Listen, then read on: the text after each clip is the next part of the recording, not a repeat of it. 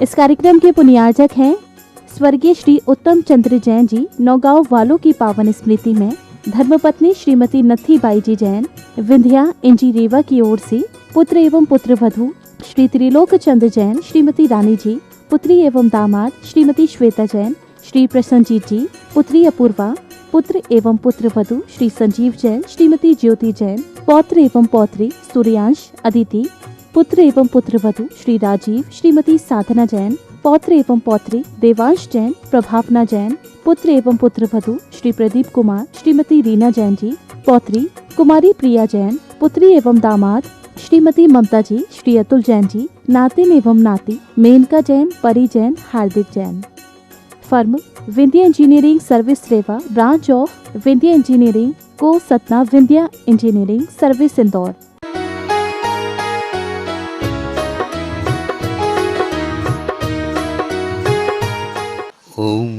ओम नमः सिद्धिभ्यः।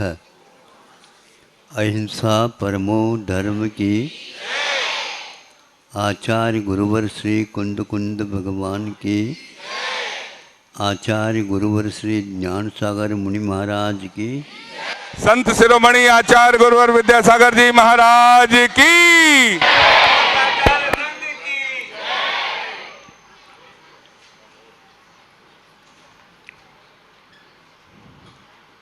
गाड़ी कहीं छूट न जाए, इसलिए सभी लोग अपने मित्र मंडली को भी छोड़ देते हैं। सबको छोड़ करके पहले गाड़ी को पकड़ने का प्रयास करते हैं। उनको भी लग रहा होगा अपने को भी लाभ मिलने वाला है। धार्मिक अनुष्ठानों में इस प्रकार का उत्साह है, आगे के भविष्य को जो उज्जवल है वो दिखाता है पहले से।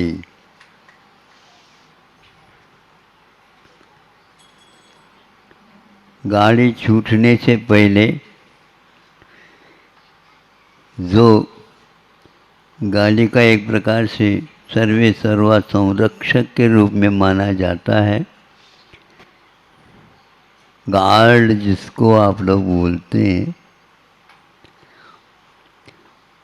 उसकी हरी झंडी कब मिलेगी? हरी झंडी कब? ये तो हरी झंडी मिलेगी तो समय पर मिलेगी। वो तो समय पर ही गाड़ी छूटेगी, नहीं तो फिर बहुत सारी समस्याएं आ जाती हैं।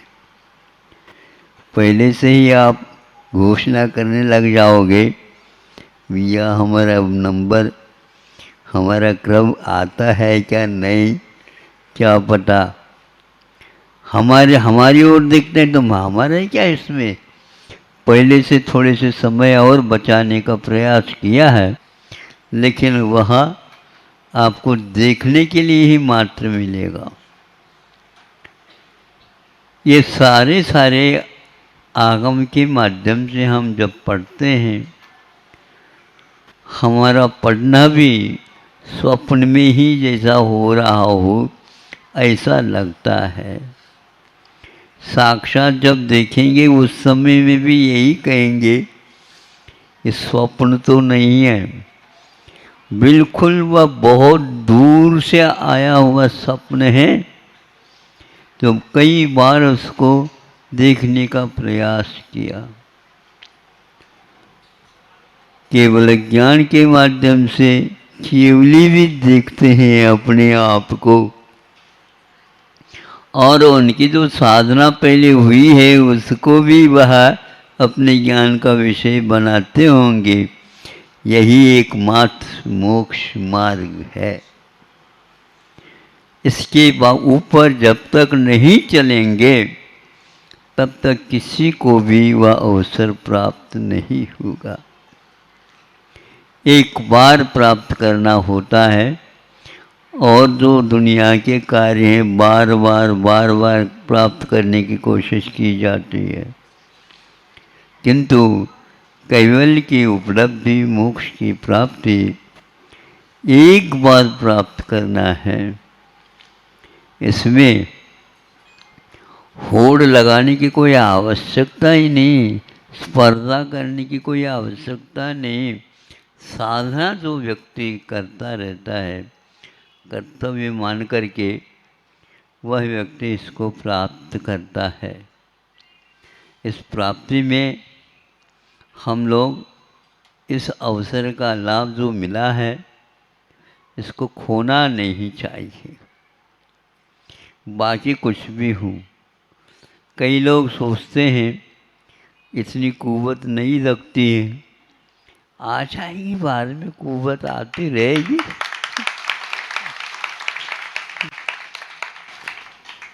महाराज हम ये कर सकते हैं। अरे आत्मा का स्वभाव तो है ही, उस ओर देखने की आवश्यकता है। जो प्रथम श्रेणी में और प्रथम अंक में आ जाता है, उस विद्यार्थी को पूछा जाता है, क्यों आपने क्या देखा था इतना जो आज प्रथम श्रेणी का प्रथम वर्ग में आए हुए हो? ऐसी कौन सी मेहनत की, इन लोगों ने भी तो की होगी। हमने तो इतना ही समझता था, अब की बार इस पुरुषार्थ में मुझे निकलना तो है, प्रशासन की बात है। लेकिन निकलना ऐसे सोचने वाले प्रथम श्रेणी में कैसे आ गए? ये स्वप्न है हमारा। हमारे तो निकल जाए बस इतना ही पर्याप्त है। ऐसे ही हम बड़े बड़े परों के साथ जो जाते हैं, जाने दो, हमें समुद्र में मिल जाए इतना ही पर्याप्त है। और एक यावत जीवन, जब तक जीवन रहेगा तब तक मैं यह कार्य करता रहूँगा, इसी श्रेणी से करता रहूँगा। ऐसे भी व्यक्ति होते हैं, उस प्रकार के व्यक्ति से संपर्क रखने से, उनके आसपास में रहने से, उनकी शैली को देखने से भी अपने भीतर मन में उत्साह जागृत होता है।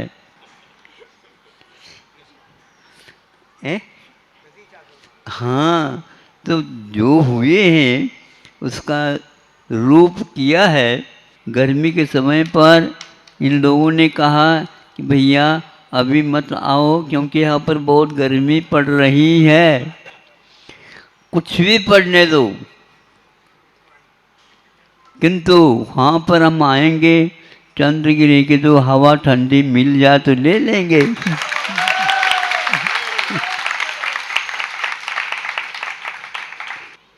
तो ये बहुत अच्छा है।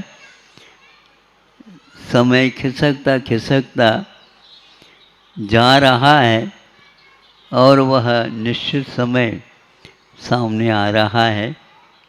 प्रभु से प्रार्थना है ये चातुर्मास सब लोगों के मन के अनुसार और जो लक्ष्य ले रखा है उसकी पूर्ति में, समापन में अब ज़्यादा समय नहीं, स्टेशन पर अब गाड़ी ज़्यादा नहीं रुकती।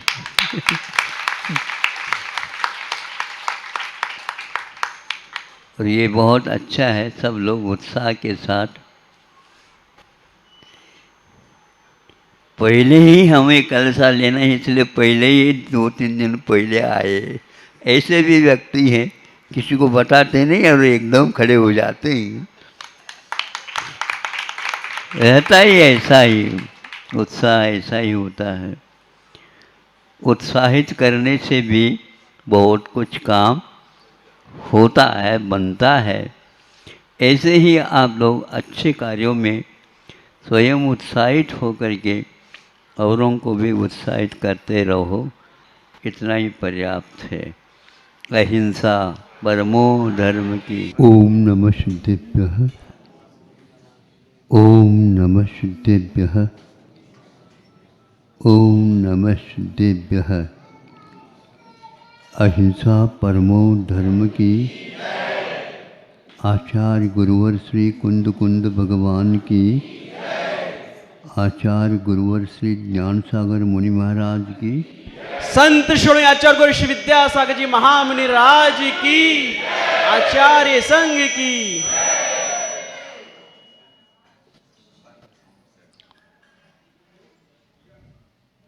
महल के अंतिम छत पर बैठ कर के चारों तरफ निगाह दौड़ा रहे हैं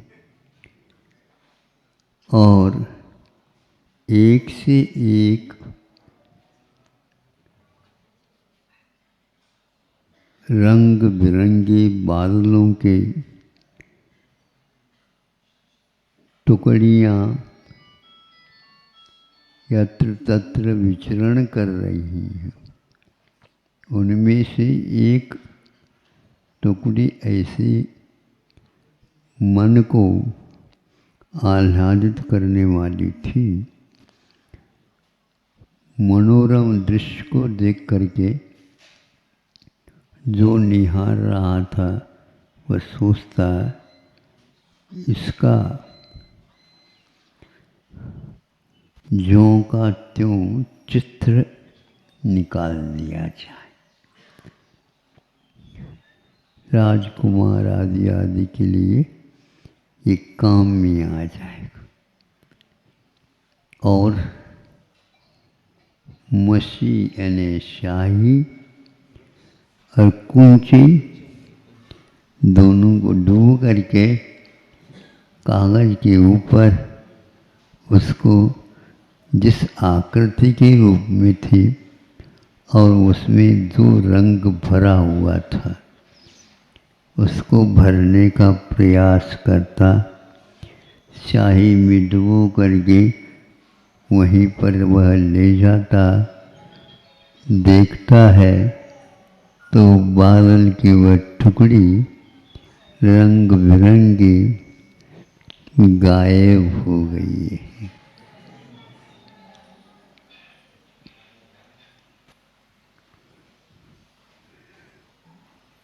नश्वर है,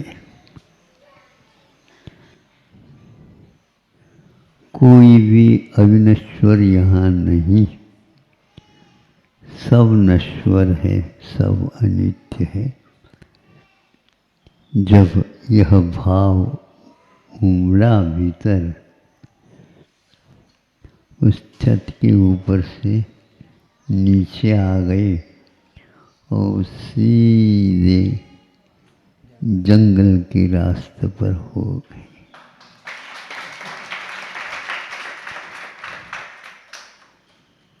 जहाँ तक स्मरण है ये धर्मनाथ तीर्थंकर की बात है। धर्म तीर्थ मनगम मन, यह अक्षय सुख को प्राप्त करने वाले तीर्थंकर जब समूह शरण की रचना बनेगी, तीर्थंकर वह असंख्यात देवी देवता तेजंश मनुष्य से भरा हुआ वह समूह शरण वैराग्य से भरे। तो और कोई देव वगैरह आ गए होंगे, वो जल वहाँ पर मोबाइल के नंबर भी है। स्वधर्म को सर्वप्रथम इसको देखने का सुनने का सौभाग्य प्राप्त हुआ, कल्याणक मनाया गया। बाद में समूह शरण की रचना हो गई। इसको प्रत्येक बुद्ध बोलते हैं। स्वयं बुद्ध होते हैं, प्रत्येक बुद्ध होते हैं और बोधित बुद्ध होते हैं। बोधित बुद्ध वह होता जो वैरागी बनता है, लेकिन दूसरे की देशना से, संबोधन से, उपदेश से उसे वैराग्य और निरीता का अनुभव होता है। प्रत्येक बुद्ध वह है जिसके लिए उपदेश नहीं होता किंतु कुछ घटनाएं घटती हैं, तो सामान्य व्यक्ति के लिए उसका कोई भी प्रभाव नहीं पड़ता, किंतु विशेष व्यक्तियों के लिए बिना कहे उस घटना को देख करके वह वैराग्य की धारक बन जाता है। धर्मनाथ भगवान दूसरे की घटना से हुई। एक भगवान वासुदेव हुए हैं जिनके लिए कोई भी घटना का कारण नहीं मिलता, संबोधन की भी कोई आवश्यकता उन्हें नहीं है, क्योंकि मति ज्ञान, श्रुति ज्ञान, अवधि ज्ञान से तो पहले से युक्त है। किंतु ये इन दोनों के बिना स्वयं स्वयं स्वयं ही अवतार को प्राप्त करते हैं और उस स्वयंभू को आचार्य कहते हैं। इनके लिए कोई उपदेश की आवश्यकता नहीं, न रोग की, न ही कोई घटना की, न वियोग की, न संयोग की, न और सांसारिक कोई भी भाव भंगिमा उन्हें कुछ नहीं, शांत बैठे बैठे हैं और बिना कोई भी हलचल के चले जाते। ये सारा वर्णन आचार्यों ने तीर्थंकरों के बारे में कहा। वैराग कहने से नहीं होता, उपदेश से होता तो है, लेकिन भीतर यदि आपने भोजन के योग्य सामग्री डाली है, ऊपर पानी भर करके ऊपर से तस्त्री उसके ऊपर रखी है, नीचे आग जलाई है, तो वह सुगंधित भोजन आपको बुलाता है। उसी प्रकार स्वयंभू उनके पास ऐसे भाव हैं, बाहर से कोई आवश्यकता नहीं पड़ती और वो एक प्रकार से घर से बाहर निकलती। ऐसे उदाहरण, ऐसी घटनाएं तो आप लोगों को भी मिलती होगी मिलती होगी। ये तो संसार है। घर में से अच्छे व्यक्ति का वियोग भी हो जाता, आपसे थोड़े से नाराज हमेशा रहता, उसका भी हो जाता है। और कोई होता तो है, लेकिन आप उनके वियोग में, उनके जाने से घर छोड़ने का भाव नहीं करते, बल्कि अपने नाम से पहले कर लो।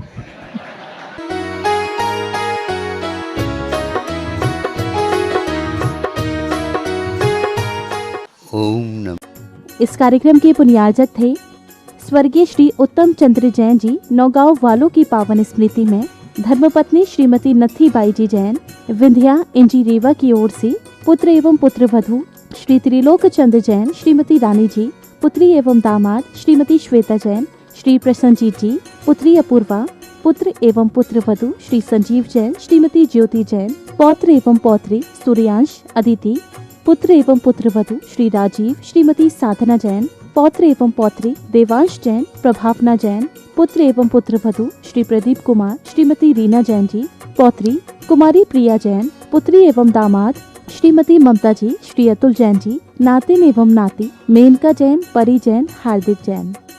Firm Vindhya engineering service Rewa, branch of Vindhya engineering आपको सतना विंध्या इंजीनियरिंग सर्विस इंदौर।